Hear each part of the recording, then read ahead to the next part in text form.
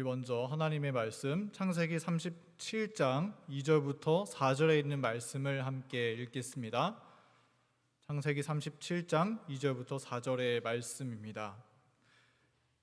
야곱의 약전이 이러하니라. 요셉이 17세의 소년으로서 그 형제와 함께 양을 칠 때에 그 아비의 첩 비라와 실바의 아들들도 더불어 함께 하였더니 그가 그들의 과실을 아비에게 고하더라. 요셉은 노년에 얻은 아들이므로 이스라엘이 여러 아들보다 그를 깊이 사랑하여 위하여 채색 옷을 지었더니 그 형들이 아비가 형제들보다 그를 사랑함을 보고 그를 미워하여 그에게 언사가 불평하였더라. 성도 여러분 안녕하십니까? 네, 한 주간도 우리를 은혜 가운데 지켜주신 하나님께 감사를 드립니다. 그리고 다시금 안식일을 맞이해서 성전에서 이렇게 뵙게 되니 참 반가운 것 같습니다. 저희가 목회자가 3명이서 한 주씩 돌아가면서 3주에 한 번 한 주일씩 새벽 기도를 맡아서 하고 있는데 그렇게 하다 보니까 새벽 기도를 맡은 주가 되면 더 이 교회에서 여러분들과 보고 싶고 또 더 기도하게 되는 것 같습니다. 오늘 맞이하는 이 안식일을 우리 함께 보내면서 주님의 품 안에서 느끼는 행복과 또 안락함과 그리고 하나로 연합되는 축복을 경험하는 우리 모두가 되기를 간절히 소원합니다. 저는 오늘 사랑받는 자가 입는 옷이라는 제목으로 요셉에 대한 말씀을 오늘 준비를 했습니다. 여러분, 우여곡절이라는 말이 있죠. 그 의미는 직역을 하면 애돌아가며 남은 길이 굽이치고 꺾인다라고 하는 뜻을 가지고 있다라고 합니다. 그리고 우리는 다 이런 우여곡절을 겪으면서 크고 작지만 그러한 인생을 살아갑니다. 정말 순탄하게 인생이 흘러가면서 한 번도 이런 우여곡절을 경험해보지 않은 사람은 이곳에 없을 것이라 생각이 듭니다. 삶의 우여곡절을 정말 많이 겪었었던 사람 중에 한 사람으로서 우리가 그런 사람을 꼽자면 남아프리카 공화국의 대통령인 넬슨 만델라를 우리가 꼽을 수 있을 것입니다. 그는 학창시절에 굉장히 뛰어난 탐구력으로 촉망받는 학생이었다라고 합니다. 그런데 이 넬슨 만델라는 아파르헤이드라고 하는 당시에 남아공의 인종차별 정책에 맞섰던 저항했던 사람이었습니다. 그리고 이것 때문에 감옥에 들어가기까지 했었는데 여러 해 동안의 수감 생활을 거치면서 총 27년간의 세월을 감옥에서 보내게 되었다라고 합니다. 그리고 그 수감 생활이 끝마쳐질 때의 나이는 72세의 노인이 되었다고 하는데요. 그런데 그 끝에 넬슨 만델라는 80이 가까운 나이에 남아프리카 공화국의 첫 유색인종의 대통령이 되었다고 합니다. 이 넬슨 만델라는 이러한 우여곡절을 겪으면서 성장한 사람이었습니다. 누군가 이 넬슨 만델라에게 이렇게 질문했었습니다. 어떻게 감옥에서 그 긴 세월을 견딜 수 있었습니까? 이러한 질문에 이 넬슨 만델라의 대답은 이런 것이었습니다. 난 견뎌냈던 적이 없었어.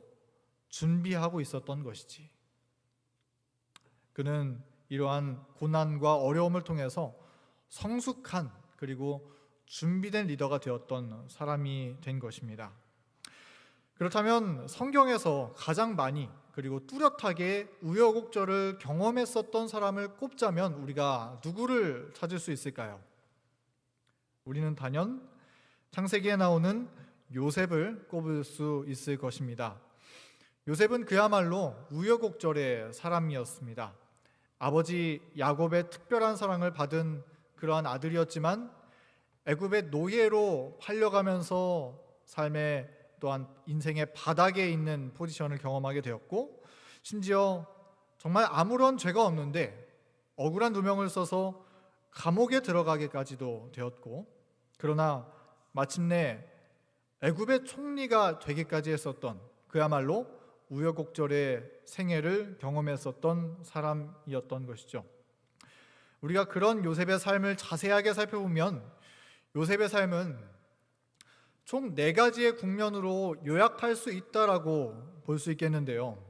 이러한 구분은 요셉이 입었던 옷을 따라서 구분해 볼 수 있음을 발견할 수 있게 됩니다. 요셉이 입었던 옷들, 첫 번째로 요셉은 그 어린 소년의 시절에 채색 옷을 입은 사람이었었죠. 그는 아버지의 사랑을 받고 야곱으로부터 그 사랑의 증표로 채색 옷을 입었었던 사람이었습니다. 그런데 그 채색 옷이 벗겨지게 되었죠. 그리고 이 요셉은 이 형제들의 미움을 받고 애굽에 팔려가서 노예의 옷을 입고 살게 되었습니다.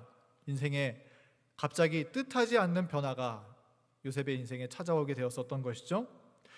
그리고 그 가운데에서도 하나님께서 함께 하심으로 그는 형통할 수가 있었습니다. 그런데 그 다음에 요셉이 입었었던 옷은 어떤 옷이었나요? 정말 성실하게 지냈고 하나님을 잘 믿었는데 그 다음에 요셉이 입었었던 옷은 그 바닥에서부터 더 밑바닥으로 내려가서 너무나 억울하게 죄수의 옷을 입고 감옥에 내려가는 그러한 경험을 하게 되었습니다. 그러나 하나님께서는 요셉을 그곳에 그대로 머물게 두지 않으시고 다시금 요셉을 높이시고 그를 사용하셔서 애굽에서 바로 다음으로 가장 높은 총리의 옷을 입은 사람에까지 끌어올리시는 그러한 경험을 했었던 것을 볼 수가 있습니다. 그래서 우리가 요셉의 삶을 살펴보면은 요셉이 그 옷을 갈아입는 그러한 모습을 통하여서 4가지 국면으로 나누어질 수 있음을 우리는 발견할 수가 있게 되는데요. 그런데 중요한 것은 무엇이냐면 요셉은 그의 인생에서 어떤 옷을 입든지 간에, 그가 채색 옷을 입었을 때였든지 간에, 또는 노예의 옷을 입었을 때였든지 간에, 또는 총리의 옷을 입었을 때였든지 간에 그는 변함없이 한결같은 품성을 유지한 하나님의 사람이었다라고 하는 것입니다. 그리고 여기에서 하나 더 얘기하자면 그의 인생이 끝난 이후에 모든 옷을 벗고 땅에 묻혀서 해골이 되었던 그 순간까지도 요셉은 변함없이 하나님의 약속을 바라보는 소망 가운데 잠들었던 사람, 그런 사람이 요셉이었던 것입니다. 오늘부터 제가 이 말씀을 맡게 되는 날에는 이렇게 5번에 걸쳐서 요셉이 입었던 옷에 따라서 나타난 요셉의 믿음에 대해서 함께 말씀을 살펴보는 시간을 갖도록 하겠습니다. 그리고 매 시간마다 우리는 그 요셉의 품성이 처음부터 끝까지 한결같이 변함없이 유지되었던 그러한 삶에 대해서 살펴볼 수 있을 것입니다. 변함없이 일관적으로 유지되는 그러한 품성, 그것을 가리켜서 우리는 신실함이라고 표현을 하는데, 그러한 품성은 바로 하나님의 품성인 것이죠. 하나님은 변함도 없으시고 회전하는 그림자도 없으시니라 라고 하는 성경의 말씀처럼 그분의 품성은 결코 변함없이 우리를 사랑하시고 일관적으로 유지하시는 그러한 하나님의 품성인 것을 우리가 확인할 수 있습니다. 그런데 이 요셉의 변함없는 품성은 그러한 신실하신 하나님의 품성을 닮은 품성을 가진 사람이었던 것이죠. 성도 여러분, 우리의 삶 가운데서도 하나님을 향한 우리의 신실한 믿음이 우리의 삶이 그 어떤 우여곡절을 겪는다 할지라도 결코 변함없이 하나님을 향해서 나아가고 유지되기를 간절히 바랍니다. 세월이 갈수록 우리의 경험이 쌓일수록, 그리고 그 끝내 우리의 입고 있는 모든 옷을 다 벗고 요셉처럼 해골이 되어서 땅에 묻혀 잠드는 그 순간이 올지라도 하나님을 바라보고 주님의 약속을 바라는 그러한 믿음의 심령을 우리가 결코 변치 않고 끝까지 가져가게 되는 그러한 하나님의 백성으로 살아가게 되는 저와 여러분이 되기를 간절히 소망합니다. 요셉은 어릴 적에 채색 옷을 입은 사람이었습니다. 창세기 37장 3절의 말씀을 읽겠습니다. 요셉은 노년에 얻은 아들이므로 이스라엘이 여러 아들보다 그를 깊이 사랑하여 위하여 채색옷을 지었더니, 야곱이 입힌 채색옷은 특별한 사랑을 받은 자에게 입혀주는 그러한 옷이었죠. 요셉은 그 아들 가운데에서도 아버지 야곱의 특별한 사랑을 받았기 때문에 이 채색옷을 입었던 사람이었습니다. 물론 그 채색옷을 입은 것으로 인해서 형제들의 더 큰 미움을 받게 된 것도 사실이었지만, 우리가 1차적으로 볼 때 이 옷은 아버지의 특별한 사랑 때문에 입은 옷이었다는 것입니다. 그런데 우리가 말씀을 살펴보면 이 요셉이 입었었던 채색 옷은 또 한편으로는 요셉이 그의 내면 가운데 가지고 있었던 품성의 열매들을 상징하는 옷으로서 우리가 이해할 수가 있는 것이죠. 우리가 그 사실에 대해서 함께 생각해 보도록 하겠습니다. 요셉의 품성을 먼저 살펴보기 전에 요셉의 형제들의 품성을 우리가 생각해 보겠습니다. 요셉의 다른 형제들의 품성은 어떠한 품성이었나요? 그들은 좋은 품성을 가지고 있었습니까?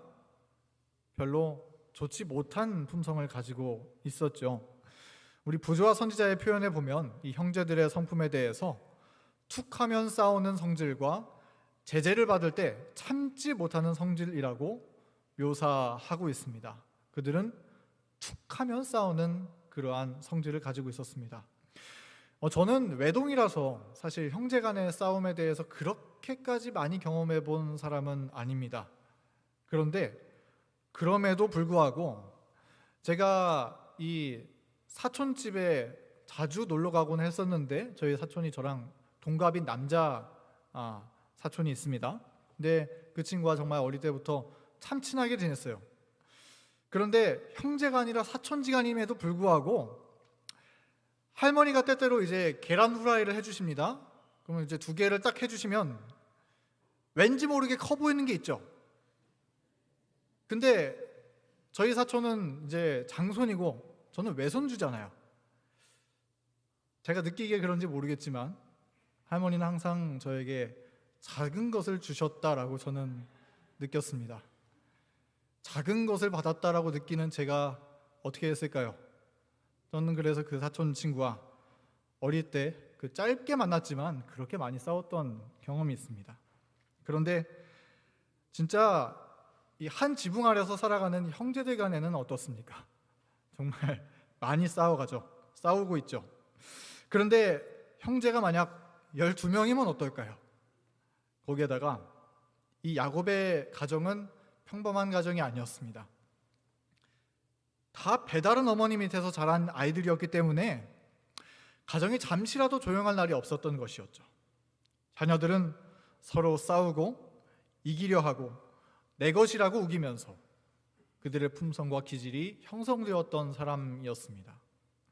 그리고 이런 요셉의 형제들의 품성은 정말 잔인한 특질을 가지게까지 되었었죠.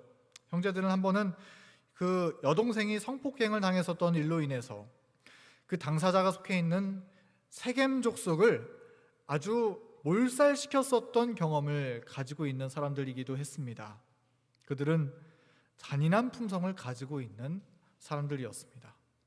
그리고 형제들은 우리가 이 말씀을 통해서 살펴보건대 아버지가 그 어릴 적 가지고 있었던 악한 기질, 그러한 기질을 그들도 닮은 사람들이었던 것 같습니다. 야곱은 어떤 나쁜 기질을 가지고 있었나요? 어떤 죄를 범했습니까? 야곱은 속이는 자였죠. 그는 장자권을 거짓말로 속여서 취했던 사람이었습니다. 그런데 그 아들들은 요셉을 애굽의 노예로 팔고 나서 거짓말로 은폐한 사람들이었죠. 그들은 거짓에 익숙한 사람들이었음을 우리는 이 대목을 통해서 또한 발견할 수 있는 것입니다. 이러한 모습들을 야곱이 볼 때 내 죄와 내 악한 기질이 내 아들들한테서 또다시 반복되는 모습을 볼 때 그의 마음이 얼마나 크게 괴로웠을까요? 그리고 무엇보다 중요한 점은 야곱의 아들들의 성품은 야곱이 가지고 있었던 사명과 신앙적 비전에는 너무나 반대되는 성품을 가지고 있었다는 것입니다. 야곱의 사명과 비전이 무엇이었나요? 그 당시에 야곱이 어떠한 사명을 가지고 있는 사람이었습니까? 야곱은 아버지 아브라함을 따라서 하나님의 약속을 가지고 가나안에 거했었던 사람이었습니다. 그래서 그 약속처럼 이 12아들을 통해서 하나님께서 믿음의 민족을 이루시기를 간절히 바라는 그러한 비전을 야곱은 가지고 있었습니다. 그저 한 명, 아브라함 한 명의 믿음의 선조가 아니라 이삭 한 명, 야곱 한 명이 아니라 이 땅에 이 12아들을 통해서 믿음의 나라를 세우게 되는 것이 이 야곱이 가지고 있었던 하나님께서 심어주신 꿈이고 비전이고 약속이었습니다. 야곱은 지금 그 비전을 이루어가기 위해서 급급한데, 그런데 형제들은 어땠습니까?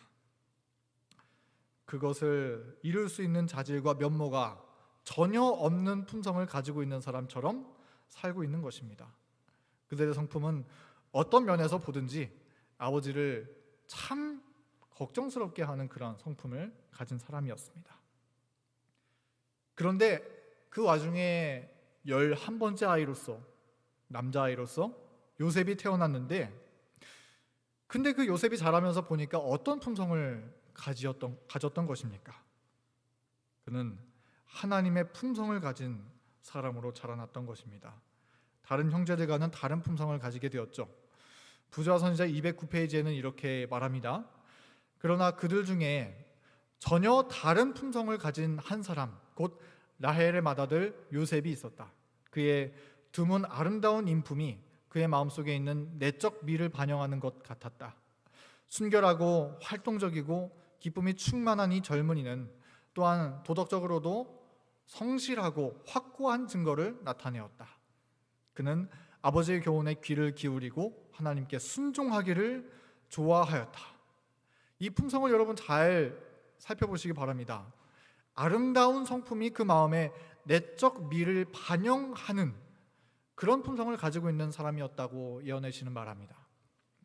우리가 닮고 싶어하는 그러한 품성을 요셉은 다 가지고 있는 것처럼 보이는 것 같습니다. 그러니까 이 형제들과 비교해서 이 요셉의 이런 아름다운 품성을 보니까 그 아버지가 요셉을 얼마나 예뻐했을까요? 다른 모든 아이들이 그에게 괴로움을 줄 때 이 요셉만큼은 아버지에게 기쁨을 줄 수 있었던 것이죠. 그리고 요셉은 이러한 품성을 따라서 이러한 요셉이라면 이 하나님께서 심어주신 약속을 분명히 성취할 수 있겠다라고 하는 기대를 주는 사람이었었던 것입니다. 그래서 야곱은 더욱 이 요셉을 사랑해서 그 사랑의 증거로 요셉에게 채색 옷을 입히기까지 했었던 것이죠. 그러므로 이 채색 옷은 라헬에 대한 야곱의 사랑 때문이기도 했었지만 특별히 이 요셉의 품성의 열매를 나타내는 옷이기도 했었던 것입니다. 사랑하는 우리 교문익교회 성도 여러분, 요셉은 그런 아름다운 품성을 가지고 있는 사람이었습니다. 그렇다면 우리는 하나님의 사랑을 받은 백성으로서 어떠한 품성을 가지고 있습니까? 우리는 모두 하나님께서 입혀주신 채색 옷을 입은 사람들입니다. 요셉이 그랬던 것처럼 우리도 하나님께서 채색 옷을 입히운 사람들인 것입니다. 에베소서 2장 8절의 말씀은 이렇게 말합니다. 너희가 그 은혜를 인하여 믿음으로 말미암아 구원을 얻었나니 이것이 너희에게서 난 것이 아니요 하나님의 선물이라. 하나님께서는 우리를 사랑하심으로써 우리에게 구원의 옷이라는 선물을 입혀주신 것입니다. 마치 이 야곱이 요셉을 특별하게 사랑해서 채색 옷을 입혀주었던 것처럼 우리도 하나님의 특별한 사랑으로 말미암아 값없이 주어지는 이 구원의 옷, 그리스도의 의를 상징하는 이 옷을 우리는 입게 된 사람들인 것입니다. 그것은 우리의 잘남 때문도 아니고 전적으로 하나님의 은혜 때문에 하나님의 선물로 인하여서 주어진 옷을 입게 된 것이죠. 자, 그러면 우리가 어떠한 사람이 이러한 채색 옷의 증거를 나타내는 사람이라고 우리가 바라볼 수가 있을까요? 우리는 하나님의 사랑에 반응할 때 하나님께서 입혀주신 채색 옷을 증거하는 삶을 살 수 있는 것입니다. 창세기 6장의 말씀을 함께 살펴보겠습니다. 이 말씀은 노아에 대한 말씀인데, 노아는 그의 품성에 이 채색 옷의 열매, 하나님의 구원의 옷을 입은 열매가 나타났던 사람입니다. 창세기 6장 6절부터 8절의 말씀입니다. 땅 위에 사람 지으셨음을 한탄하사 마음에 근심하시고 가라사대 나의 창조한 사람을 내가 지면에서 쓸어버리되 사람으로부터 육축과 기는 것과 공중의 새까지 그리하리니 이는 내가 그것을 지었음을 한탄함이니라 하시니라. 그러나 노아는 여호와께 은혜를 입었더라. 노아는 여호와께 은혜를 입었더라. 이 당시 거의 모든 사람이 하나님을 배반하고 살아가던 그 시대에 노아 한 사람은 하나님을 기억하고 믿음으로 살아갔던 하나님의 사람이었던 것입니다. 그런데 이 말씀의 8절의 의미를 우리가 킹 제임스 성경으로 다시 읽어보면 이렇게 써 있습니다. 그러나 노아는 주의 눈에서 은혜를 찾았더라. 노아는 주님의 눈을 바라보면서 하나님의 은혜를 발견했다라고 하는 것입니다. 이 말씀을 우리가 곰곰이 생각해 보면 이렇습니다. 사실 하나님은 노아만 사랑했던 것이 아니었다는 것이죠. 주님은 세상에 있는 모든 사람을 은혜의 눈빛으로 바라보셨습니다. 그런데 세상의 거의 대부분의 사람이 하나님을 배반하고 외면하고 살았던 것이죠. 그런데 그 순간에 하나님의 눈을 바라보면서 그 속에서 날마다 하나님의 사랑을 발견하고 주님의 은혜를 발견하는 사람이 있었는데 그 사람이 노아였다는 것입니다. 그러므로 노아는 하나님의 눈에서 구원의 은혜를 발견한 사람, 즉 채색 옷을 입은 사람이었습니다. 그래서 하나님의 은혜를 발견한 노아는 하나님의 방주를 지으라는 명령까지도 순종하는 그러한 믿음의 품성의 열매를 나타낸 사람이 되었던 것이죠. 성도 여러분, 우리는 다 이 땅에서 하나님의 특별한 사랑을 받은 사람들 맞습니까? 주님께서 우리에게 특별한 사랑을 부어주셨나요? 여러분 그 사랑 발견하셨습니까? 하나님께서 우리에게 특별한 사랑을 쏟아 부어주셨습니다. 그리고 그 사랑은 우리뿐만이 아니라 하나님은 정말 모두를 그렇게 사랑하셨습니다. 그런데 수많은 사람들이 그 하나님의 사랑을 발견하지 못하고 하나님을 잊고 살아가는 그러한 세상 가운데 우리가 살고 있습니다. 그러나 그럼에도 불구하고 그러한 시대에 하나님의 사랑을 발견하고 하나님이 입혀주신 채색 옷을 입은 우리는 결코 하나님을 잊지 않게 되는 그러한 삶을 살게 되기를 간절히 바랍니다. 노아가 그랬었던 것처럼, 그리고 요셉이 그랬었던 것처럼 날마다 말씀 가운데 하나님의 얼굴을 바라보면서 주님의 은혜 속에 살아가는, 하나님의 명령을 따라 살아가는 우리 모두가 되기를 간절히 바랍니다.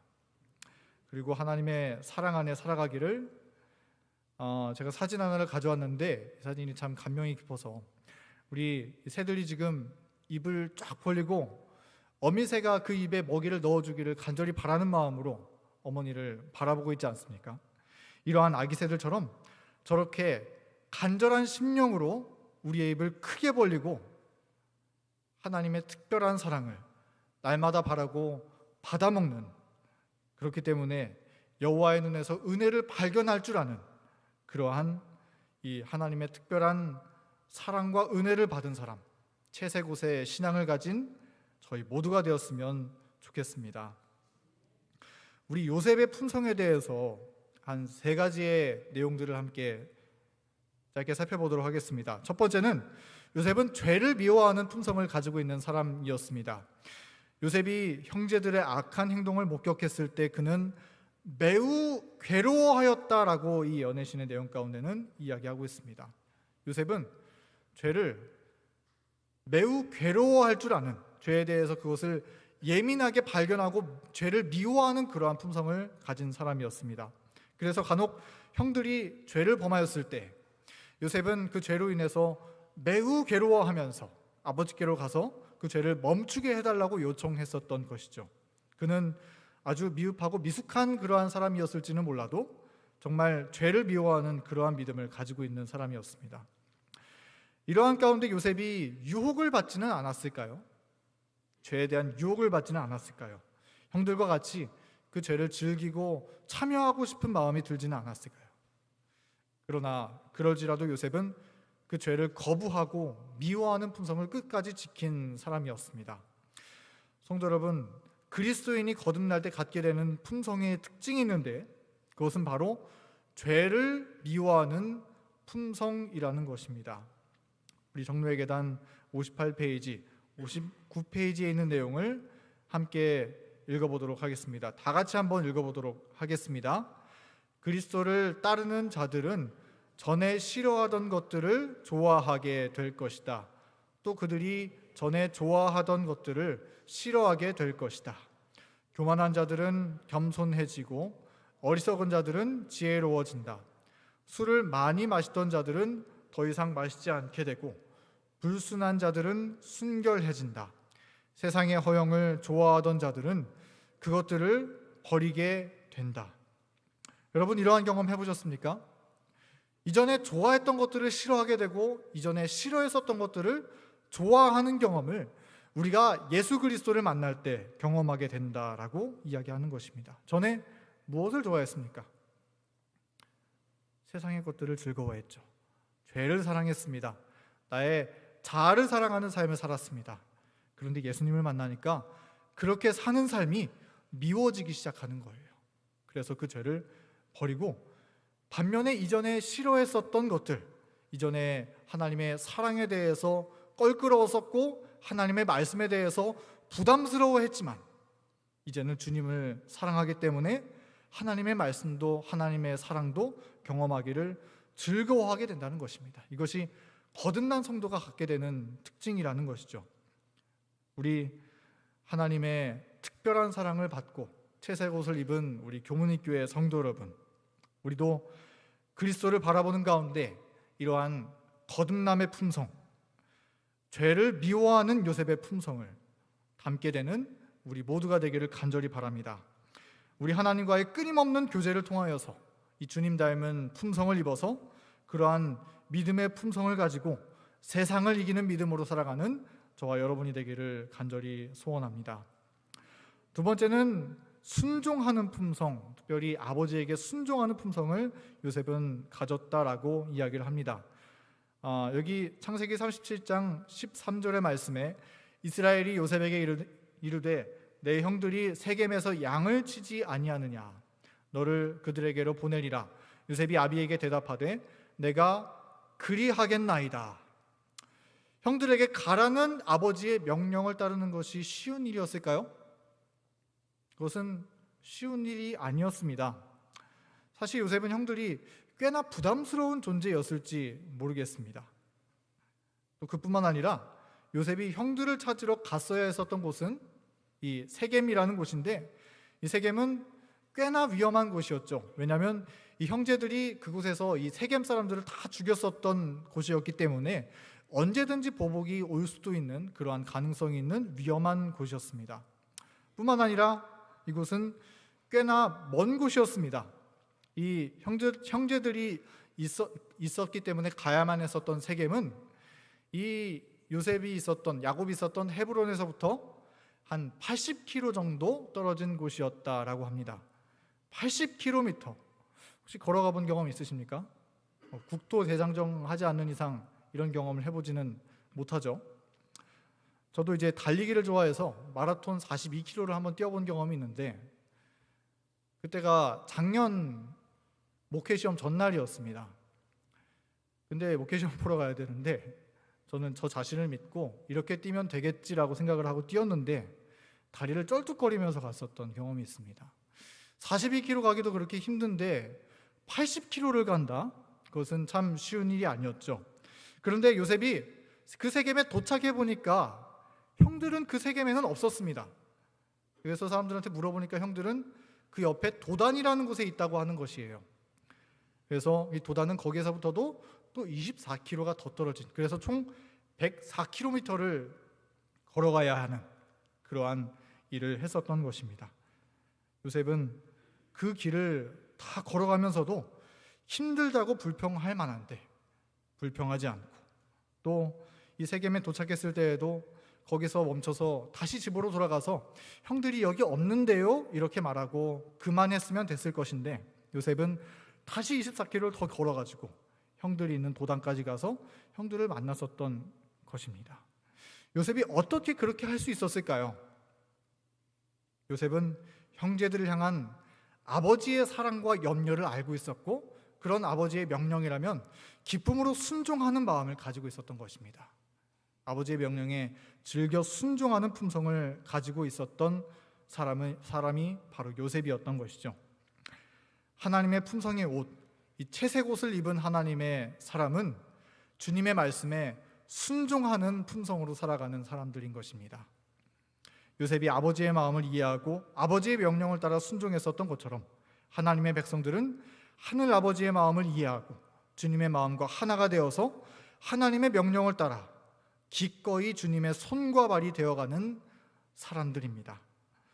우리도 그런 품성으로 살아가는 주님의 백성 되기를 간절히 바랍니다. 혹은 그렇게 살아가는 삶이 때때로 무겁게 느껴질지 모르겠습니다. 80km를 다 걸어가야 한다니 무겁게 느껴질지도 모르겠습니다. 그러나 이 요셉은 부조와 선지자에 보면은 즐거워하면서 그 길을 걸어갔다 그랬어요. 우리 하나님을 진정으로 사랑하기 때문에, 하나님의 명령을 즐겨 순종하기 때문에 그 주님의 명령이 무거운 것이 아니라 기쁨과 즐거움으로 자원하는 마음으로 순종하는 주님의 종들, 우리 모두 되기를 간절히 소원합니다. 세 번째 요셉의 이 채색옷 품성은 순결하여 미움받는 품성입니다. 순결한데 그런데 이상하게도 미움을 받습니다. 요셉은 형들을 사랑해서 나아갔다고 예언의 신에서 얘기를 하고 있는데,